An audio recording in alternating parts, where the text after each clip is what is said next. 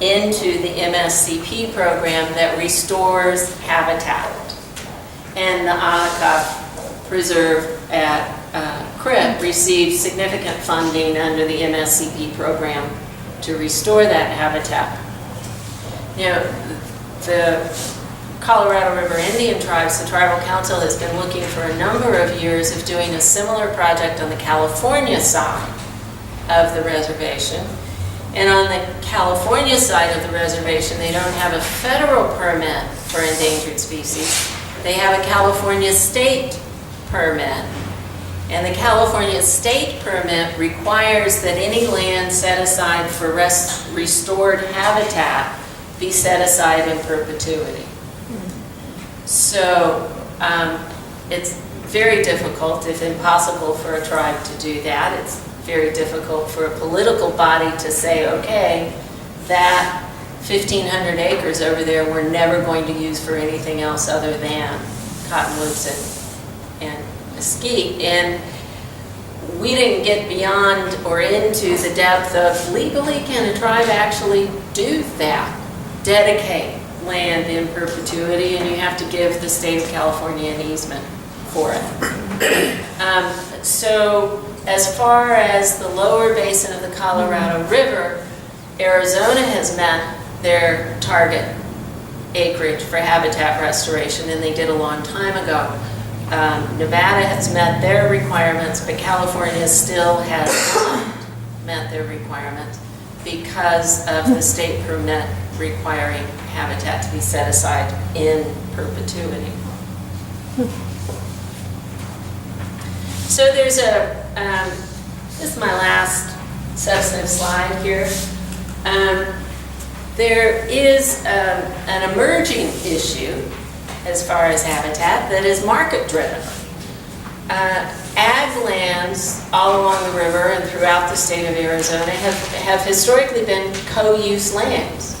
You cut the wheat, you leave the chaff, the birds come in, they eat it, the deer come in and eat the stalks, you cut the cotton, somebody comes in and eats that. What is happening is ag lands are becoming more scarce, and ag lands are moving to higher value produce for the crops that are grown. And currently, throughout the Yuma Valley, the products that they grow, the leafy lettuces and those things, plus some of their other crops, go straight from the field to the market. So in order to be able to do that, they have to protect those crops from any kind of contamination. So all of the gophers are gone, all of the field mice are gone. There are big fences around those fields to keep out deer, coyotes, res dogs, everything's off those fields. And they have regular either mechanical or personal mechanisms to keep the birds out of the fields. So they have blank shotguns, they have all kinds of noise things, because they can't afford to have anybody poop on their lettuce. So it is completely shut off from any kind of any animal coming onto those fields anymore. So I don't know what that's going to do for wildlife habitat, or primarily migratory birds, or co-use of farmlands. Like out at Critt, when they cut the alfalfa, the deer come and eat it. And you have lots of birds, lots of migratory birds up and down the river, but they're no longer going to be able to stop on any of the ag lands that are producing produce that goes field to market. And the difference is, if you're leasing ag land, you can lease ag land for $250, $300 an acre to grow alfalfa. And if it's a low-grade soil, maybe $200 to $250. If you want to lease your ag land for field-to-market produce, you're getting $900 an acre. So it's a significant economic difference just in lease rates, let alone the return to the farmer of growing an uncontaminated, market-ready field of produce of some kind. So this, I think, eventually this is going to have a significant impact on the available habitat in the Southwest. As there's less water for ag is going to higher value production, and I think this is going to have an impact of where are those birds going to land if they can no longer stop and eat a few oats along the way or something like that. So, last picture, again the preserve, you can see how it fits in with the ag lands out at Crit for the habitat. So, thank you, and I open it to discussion among everybody.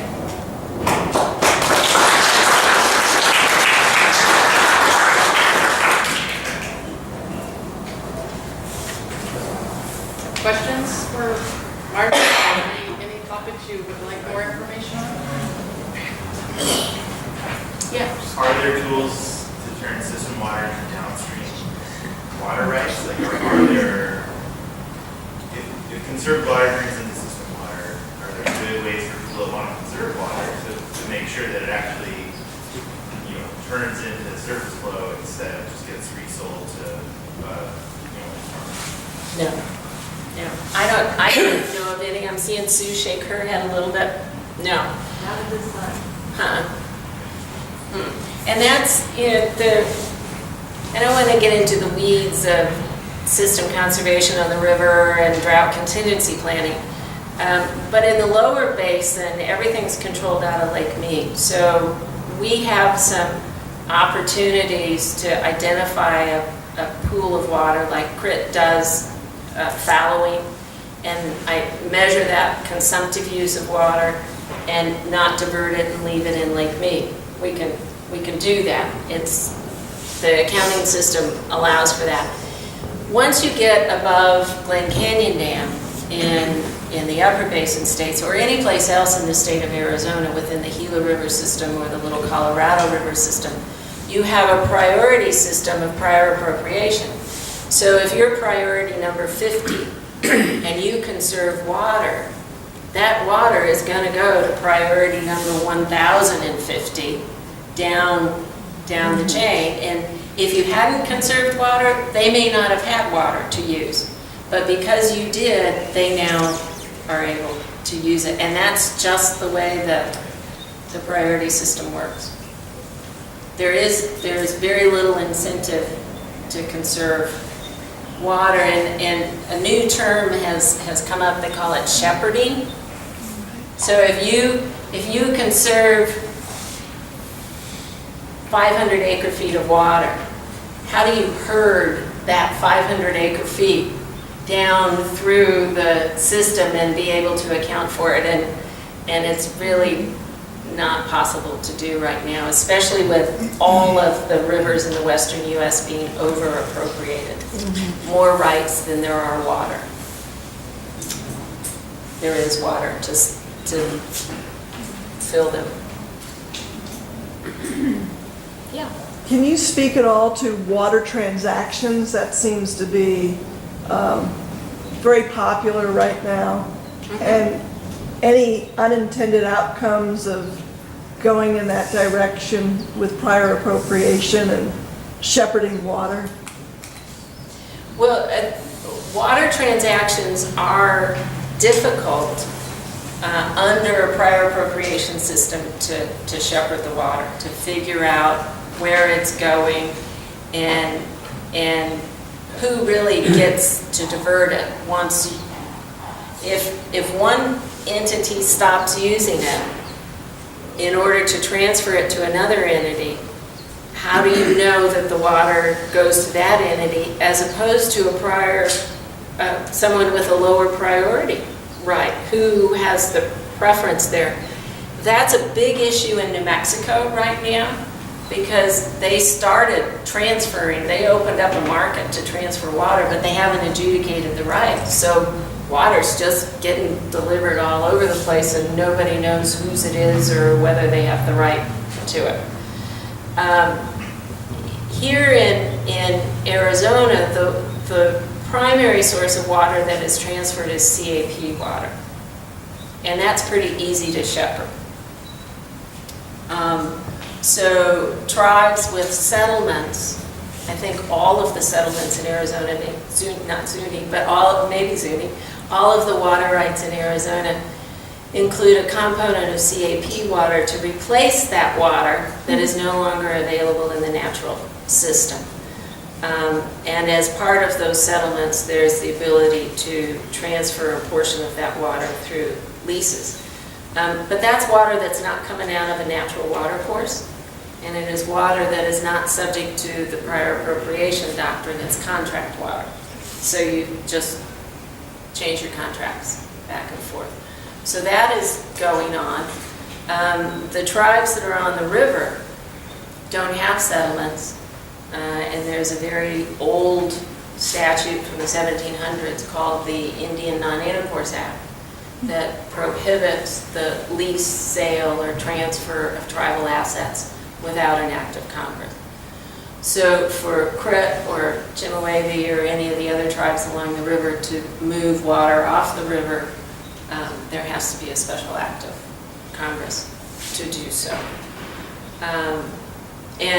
There are lots of benefits to tribes transferring water. It creates a revenue stream for construction of infrastructure on the reservation, and in these times for the last 15, 20 years, it's very difficult to get a major appropriation for new construction. So a lease of water can provide a revenue stream that can be used on the reservation for improvements or construction or other purposes.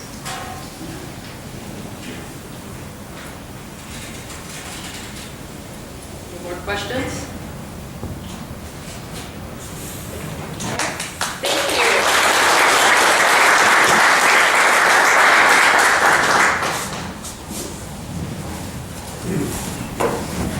Thank you. Thank you again.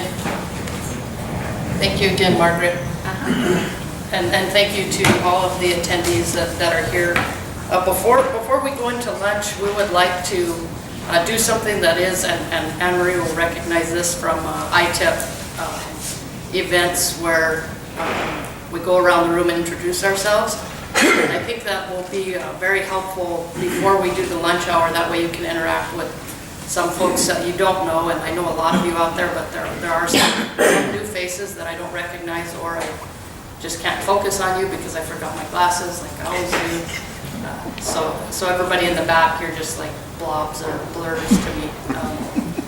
But anyway, we would like to do that introduction, and then we'll go into lunch, and I want to again recognize our gracious hosts who are providing or funding the lunch for us today, the Gila River Indian community, and Governor Lewis again sends his regrets that he couldn't be here today, but obviously there's quite a few representatives here from the community, and we had the presentation from David, and then we'll have some additional presentations this afternoon from Robert Johnson and others from the Hookam Heritage Center. So again, thank you to Gila River, so you can thank Robert and David and Will and everybody else from Gila River here for the lunch that we have. But before we do that, I would like to pass around this wireless microphone, and if everyone could just introduce yourself, your name, where you're from, and maybe your position or why you're interested in attending the forum today, that would